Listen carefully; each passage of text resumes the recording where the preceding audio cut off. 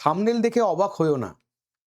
এই থাম্বনেলটা যে তৈরি করা হয়েছে, পুরো গল্পটা যখন তোমাদের সামনে উপস্থাপন করব তখন মনে হবে একদম অ্যাপ্রোপ্রিয়েট। যদিও বাংলা ভাষায় এর চলতি ভাষায় বলতে পারো কিনা অন্য একটা ন্যারেটিভ আছে। বাট এখানে অ্যাপ্রোপ্রিয়েট হচ্ছে টাকা তুমি কার, লুটে নেবে যে তার। ঘটনাটা আমাদের বর্তমান পত্রিকায় গত ১০ তারিখে বলতে পারো কিনা প্রকাশিত হয়েছে। তো সোর্স বলতে গেলে সেটাই। তো সেই গল্পে বিস্তারিত যাওয়ার আগে অবশ্যই একটু বলে নেওয়া দরকার যে প্রস্তুতি শুরু হোক একসাথে, সাফল্য আসুক নিশ্চিত পথে। হ্যাঁ, এডু নলেজ ইউটিউব চ্যানেলের পক্ষ থেকে তোমাদের কাছে বলতে পারো ফ্রিডম সেল অফার নিয়ে আসা হয়েছে। যেখানে প্রত্যেকটা ব্যাচের প্রাইস বলতে পারো কমানো হয়েছে এবং এই ফ্রিডম সেলের রেসপেক্টে অফার প্রাইস এই মুহূর্তে তুমি যদি দেখো তাহলে মিশন বেঙ্গল মহাপ্যাক এটা এখন ২৪৯৯ টাকা, মিসলেনিয়াস ব্যাচ এখন ৬৯৯ টাকা, গ্রাম পঞ্চায়েত ৫৯৯ টাকা, WBCS optional political science, history এবং জিওগ্রাফি তিনটে সাবজেক্টই এখন ৮৯৯ টাকা, ডাব্লিউবিসিএস ফাউন্ডেশন ব্যাচ এখন ১২৯৯ টাকা, গুরুকুল টেটের ব্যাচ ৭৯৯ টাকা এবং ডাব্লিউবিপি কেপি ফাউন্ডেশন ব্যাচ এখন ৫৯৯ টাকা। উপরিউক্ত ব্যাচগুলো সম্পর্কে যদি কোনো ফার্দার ইনফরমেশন লাগে তাহলে তোমরা এই যে হেল্পলাইন নাম্বারটা রয়েছে, হেল্পলাইন নাম্বারে ফোন করে তোমরা তোমাদের কোশ্চেন করতে পারো। ফিরে আসবো আজকের টপিকে, যে টপিকটা পিএফ এর বিমায় বলতে পারো কয়েকশো টাকা লুট এবং ঘটনাটা ঘটেছে কিন্তু এই রাজ্যে। আজকে সেটাই তোমাদের সামনে কেস স্টাডি হিসেবে উপস্থাপন করব, তাই এন্ড পর্যন্ত দেখো। আশা করি এই খবরটা জানার পর হয়তো জানো অনেকে, এই খবরটা যারা জানো না তারা অবশ্যই জানো এবং কনসার্ন হয়ে যাও। নিজের নিকট আত্মীয়দের এই জিনিসগুলো সম্পর্কে একটু অবহিত করো যে এইগুলো আদৌ হচ্ছে কিনা, একটু যেন খবরাখবর রাখে। ফিরে আসি গল্পে।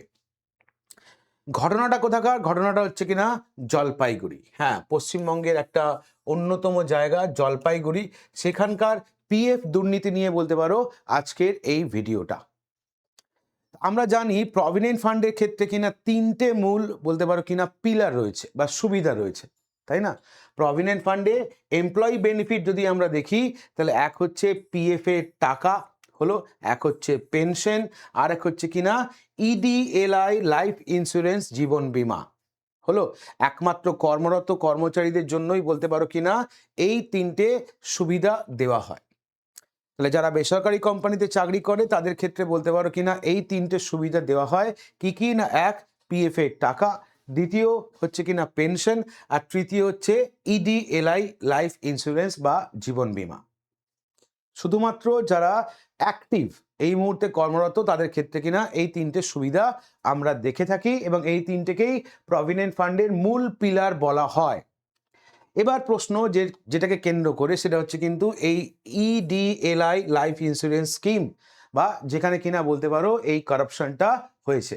তার আগে জানতে হবে যে এই যে ইডিএলআই এই স্কিমটা কি। ইডিএলআই কথাটার মানে হচ্ছে এমপ্লয়িজ ডিপোজিট লিঙ্ক ইন্স্যুরেন্স। অর্থাৎ কোনো অ্যাক্টিভ ওয়ার্কারের যদি কখনো ট্র্যাজিক মৃত্যু হয়, মানে তিনি যদি মারা যান হঠাৎ করে, তাহলে তার ফ্যামিলিকে সাপোর্ট দেওয়ার জন্য ৭ লক্ষ টাকা পর্যন্ত এই ইন্স্যুরেন্স স্কিমের আন্ডারে দেওয়া হয়। তাহলে ম্যাক্সিমাম বেনিফিট কত টাকা? ৭ লক্ষ টাকা। কাদের দেওয়া হয় না, গিভেন টু দ্য ফ্যামিলি আপন workers death while in service. তাহলে এমন একটা ওয়ার্কার যে কিনা কর্মরত অবস্থায় ছিল, তার উপরে তার ফ্যামিলি ডিপেন্ডেন্ট ছিল, হঠাৎ করে তিনি যদি মারা যান তখন তাকে এই ইডিএলআই স্কিমের আন্ডারে তার ফ্যামিলিকে ৭ লক্ষ টাকা পর্যন্ত ডিপোজিট, ৭ লক্ষ টাকা পর্যন্ত বেনিফিট তাদেরকে দেওয়া হয়। এটাই হচ্ছে ইডিএলআই স্কিমের মূল বৈশিষ্ট্য। এবার আসা যাক গ্রাউন্ড রিয়ালিটিতে, বাস্তব জায়গাটায় কোথায় প্রবলেমটা ক্রিয়েট হয়েছে জানা দরকার প্রত্যেকে এবং জানানোও দরকার। অবশ্যই নিজের নিকটাত্মীয় অবশ্যই যারা আছে, যারা বেসরকারি ফার্মে চাকরি করে তাদেরও বলতে পারো জিনিসটা সম্পর্কে একটু সচেতন হওয়া দরকার। এবার গ্রাউন্ড জিরো রিয়ালিটি যদি আমরা দেখি বা দুর্নীতির কেন্দ্রস্থল কোনটা, না দুর্নীতির কেন্দ্রস্থল হচ্ছে জলপাইগুড়ি হলো। জলপাইগুড়ি আঞ্চলিক পিএফ অফিসে যেখানে কিনা এই দুর্নীতিটা দেখতে পেয়েছি। বিশেষ করে যে জায়গাটা কিনা টি গার্ডেন এলাকা বলে পরিচিত।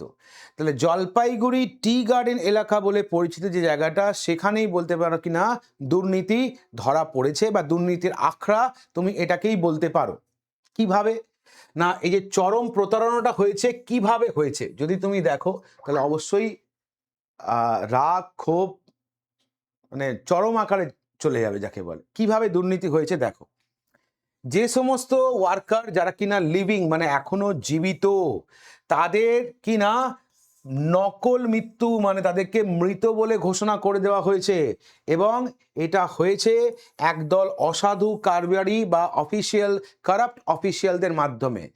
জীবিত ব্যক্তিদের মৃত বলে ঘোষণা করে লক্ষ লক্ষ টাকা বলতে পারো কি না বা কয়েকশো কোটি টাকা লোপাট করা হয়েছে। আমি একজন ওয়ার্কার, আমার পিএফ এর আন্ডারে 3টে সুবিধা পাওয়ার কথা। ইডিএলআই স্কিমটা কখন পাওয়ার কথা না, যদি আমার হঠাৎ কোনো মৃত্যু হয় তাহলে আমার ফ্যামিলিকে সাপোর্ট দেওয়ার জন্য 7 লক্ষ টাকা পর্যন্ত কিনা বেনিফিট দেওয়ার কথা। এবার এই আমি জীবিত ওয়ার্কার, আমাকে মৃত দেখিয়ে দিয়েছে, মৃত দেখিয়ে দিয়ে কি করেছে না সেই টাকাটা বলতে পারো কিনা লুটে পুটে নিয়েছে। তো এরকম একটা আধটা ঘটনা নয়, কোটি কোটি টাকা বা কয়েকশো কোটি টাকা বলতে পারো লোপাট হয়েছে। কিভাবে এই স্ক্যামটা হয়েছে যদি তোমাকে স্টেপ বাই স্টেপ যদি বোঝাতে হয় তাহলে দেখো, প্রথম হচ্ছে জীবিত কর্মীকে টার্গেট করা হয়েছে। দ্বিতীয়ত তার নামে নকল ডেথ সার্টিফিকেট তৈরি করা হয়েছে। তারপর সে ডেথ সার্টিফিকেট জমা দিয়ে ইডিএলআই থেকে 7 লক্ষ টাকা পর্যন্ত দাবি করা হয়েছে, এবং কিনা রাজনৈতিক নেতাদের সাথে বলতে পারো টাকা ভাগাভাগি করা হয়েছে। তাই রাজনৈতিক যোগসাজশের সন্দেহ চরম আকারে রয়েছে। মানে রাজনৈতিক ব্যক্তিত্বরাও কিন্তু এর সঙ্গে যুক্ত বলে দাবি করা হচ্ছে, নচেত এটা সম্ভব নয়। মানে জীবিত ব্যক্তিকে প্রথমে টার্গেট করা হয়েছে, তারপর তাকে মৃত দেখিয়ে ডেথ সার্টিফিকেট রেজিস্টার করা হয়েছে, এবং এই ডেথ সার্টিফিকেটের এগেনস্টে 7 লক্ষ টাকা কিনা তুলে নেওয়া হয়েছে। এইভাবে লক্ষ লক্ষ কয়েকশো কোটি টাকার দুর্নীতি হয়েছে। ঠিক এই পার্টিকুলার বলতে পারো কিনা মানে এই স্টেপে বলতে পারো দুর্নীতিটা হয়েছে। এবার ধরা পড়ে কখন, এটা চরম আকারে পৌঁছয় কবে না 2022-23-এ। যদি আমরা গ্রাফটা দেখি তাহলে অ্যাবনর্মাল ইনক্রিজ বা অস্বাভাবিক বৃদ্ধিটা দেখতে পাচ্ছি আমরা 2022-23-এ, যেখানে সব থেকে বেশি কিনা ক্লেম করা হয় যে বছর। মানে এই যে দুর্নীতি এটা চলছিল, চলতে চলতে এটা বলতে পারো হঠাৎ করে চরম আকার ধারণ করে কবে 2022-23-এ, যেখানে এই ইডিএলআই স্কিমের আন্ডারে সর্বাধিক ক্লেম করা হয়, ক্লেমের অস্বাভাবিক বৃদ্ধি। টোটাল ক্লেম হয় কত 2017-18 থেকে 2024-25 পর্যন্ত 23,000 ক্লেম, এবং সব থেকে বেশি বলতে পারো কিনা পিক সিজন যেটা হয় 2022-23-এ। তুমি ভাবতে পারছো সব থেকে বেশি ক্লেম হয়েছে 2022-23-এ, আর 17-18 থেকে 2024-25 এই টার্মের মধ্যে টোটাল ক্লেম হয়েছে 23,000। এবার এর মধ্যে কত পার্সেন্ট সত্যি সত্যি মারা গেছে তার ফ্যামিলিকে সাপোর্ট দেওয়ার জন্য পেয়েছে, বা আদেও পেয়েছে কিনা এটা সব থেকে বড় প্রশ্ন, বা পুরোটাই ঘোটালা কিনা এটাই হচ্ছে কিনা সব থেকে বড় প্রশ্ন। এখন প্রশ্ন, এই যে ডেথ সার্টিফিকেট সাইন করতে পারে কারা দেয়? সরকারি আধিকারিকরা দেয়। তার মানে ডেফিনেটলি তুমি এখান থেকে বুঝতে পারছো যে এর পিছনে সরকারি আধিকারিকরা কিন্তু যুক্ত ছিল। তারা কি শুধু ছিল না, তাদের ওপরে আরো বড় কেউ ছিল। তো দেখো এখানে রিপোর্ট কি বলছে, বলছে যাচাই প্রক্রিয়াকে এড়িয়ে যাওয়া হয়েছে। মানে ডেথ সার্টিফিকেট যেটা কিনা ফেক, এটা যে যাচাই পদ্ধতি এটাকে সম্পূর্ণ এড়িয়ে যাওয়া হয়েছে। কি হয়, মানুষ মারা গেলে বা জন্মালে ডেথ বার্থ এবং ডেথ পোর্টালে বলতে পারো কিনা রাজ্য সরকারের যেটা আছে সেখানে এনলিস্ট করতে হয়, এবং সশরীরে যাচাই করার পদ্ধতি রয়েছে। কিন্তু এই দুটো না করে শুধুমাত্র কিনা ফেক ডকুমেন্ট বা নকল শংসাপত্র অন্ধের মতো কিনা অ্যাকসেপ্ট করে নেওয়া হয়েছে। হলো, নকল ক্লেম পাস করানোর জন্য ইচ্ছাকৃতভাবে এড়িয়ে যাওয়া হয়েছে। তাহলে ওপরের দুটো পদ্ধতি যদি যেত তাহলে ওপরের দুটো পদ্ধতিতেই কিন্তু আটকে যেত, কিন্তু এই স্টেট গভর্নমেন্টের যে ডেথ এবং বার্থ পোর্টাল রয়েছে সেখানে নাম এনলিস্টেড হয়নি, বা ফিজিক্যালি বলতে পারো কিনা ভেরিফিকেশন হয়নি যে হ্যাঁ এই ব্যক্তি মারা গেছে। শুধুমাত্র এই নকল বলতে পারো কিনা ডেথ সার্টিফিকেট বলতে পারো ইস্যু করে, এবং সেটাকেই বলতে পারো কিনা ক্লেমের জন্য দিয়ে কিনা ক্লেম পাস করানো হয়েছে। আরো ভয়ঙ্কর ঘটনা, একই ব্যক্তিকে দুবার মৃত্যু দেখানো হয়েছে এবং টাকা ক্লেম করা হয়েছে। হ্যাঁ, ঘটনা ঘটেছে এরকম। দেখো, অবিশ্বাস্য অসঙ্গতি ধরা পড়েছে যে সমস্ত কেসে ডাবল ডেথ, অর্থাৎ প্রথমবার মারা গেছে 2006-এ, তারপর তাকে আবার বলতে পারো 2018-তে মৃত বলে দেখানো হয়েছে এবং দেখিয়ে টাকা তোলা হয়েছে। হলো দ্বিতীয়, পলিটিক্যাল স্প্যাড, সাংসদ বিধায়কদের দেওয়া ডেথ সার্টিফিকেট, এমপি এবং এমএলএ বলতে পারো রাইটিং অফিসিয়াল ডেথ সার্টিফিকেট। তাহলে এমপি এমএলএরা অফিসিয়াল ডেথ সার্টিফিকেটে সাইন করেছে এবং সেই ডেথ সার্টিফিকেট শো করে বা প্রডিউস করে টাকা তোলা হয়েছে। হলো ইনসাইডার জব, কি বলেছে, assistant labour commissioner issuing death card on EPFO logo pad. তাহলে অ্যাসিস্ট্যান্ট লেবার কমিশনার ইপিএফ এর লোগো ব্যবহার করেছে এক্ষেত্রে। Are the time travel, worker died in PF record in 2018 but municipality issue the certificate in 2024। তাহলে ব্যক্তি মারা গেছে কবে, পিএফ রেকর্ড অনুযায়ী 2018-তে। হলো আবার মিউনিসিপ্যালিটি ইস্যু করেছে সার্টিফিকেট কবে না 2024-এ। 2018 সালে মৃত্যু, 2024 সালে পুরসভার তরফ থেকে কিনা শংসাপত্র দেওয়া হচ্ছে। তাহলে এই সমস্ত অসঙ্গতি বলতে পারো অবিশ্বাস্য অসঙ্গতি কিনা ধরা পড়েছে। এবার তদন্ত, তাই না, তদন্তে কি প্রগতি বা কি এগিয়েছে যদি আমরা দেখি না, এটা এবার এই বিষয়টা কিনা পার্লামেন্টে উঠেছিল। MP raise the issue in parliament, বিষয়টি সংসদে ওঠে, যার ফলে একটা হাই লেভেল ইপিএফও কমিটি তৈরি করা হয়। হলো কিন্তু যখন এই ইপিএফও কমিটি বলতে পারো কিনা লোকাল অফিসিয়ালদের কাছ থেকে রিপোর্ট চায়, সেই লোকাল অফিসিয়ালরা রিপোর্ট দিতে অস্বীকার করে। তাহলে local official refuse to share document, কর্মীরা তদন্তে সহায়তা করেনি, যথাযথ নথি দেওয়া হয়নি। হলো আর এ প্রসঙ্গে যেটা কিনা সব থেকে বেশি চোখে লাগছে যে পার্লামেন্টে এই নিয়ে উত্থাপন হয়েছে, তারপর ইপিএফও কমিটি একটা বলতে পারো কিনা হাই লেভেল কমিটি তৈরি করেছে। তারা যখন ইনভেস্টিগেশন করার জন্য লোকাল অফিসিয়ালদের কাছ থেকে রিপোর্ট চাইছে, লোকাল অফিসিয়ালরা রিপোর্ট দিতে অস্বীকার করছে। তা সত্ত্বেও সেন্ট্রাল গভর্নমেন্ট রিমেন সাইলেন্ট। এ বিষয়ে এখনো পর্যন্ত কেন্দ্রীয় সরকার উদাসীন। অল্প দিনের জন্য বদলি করে ফের পুরনো জায়গায় কি করা হয়েছে না, যে সমস্ত কারাপ্ট ব্যক্তিত্ব বা অফিসিয়াল ছিল তাদেরকে ট্রান্সফার করা হয়েছে। কি করা হয়েছে, তাদেরকে ট্রান্সফার করা হয়েছে, আবার অকিনা then brought back into the same desk, কিছুদিন বলতে পারো বাইরে রাখার পর তাদেরকে পুনরায় তাদের নিজেদের জায়গায় ফিরিয়ে আনা হয়েছে। তাহলে এটাই কি ইনভেস্টিগেশন? এটাই কি শাস্তি? হ্যাঁ, এই যে লক্ষ লক্ষ কয়েকশো কোটি টাকা বলতে পারো কিনা, যেটা কিনা সাধারণ মানুষকে, জীবিত মানুষকে মৃত দেখিয়ে তুলে নেওয়া হলো, তার শাস্তি এটা? কারাপশনের শাস্তি এটা? আসল ভুক্তভোগী কারা না, চা বাগানের শ্রমিক যারা, তারা বলতে পারো আসল ভুক্তভোগী।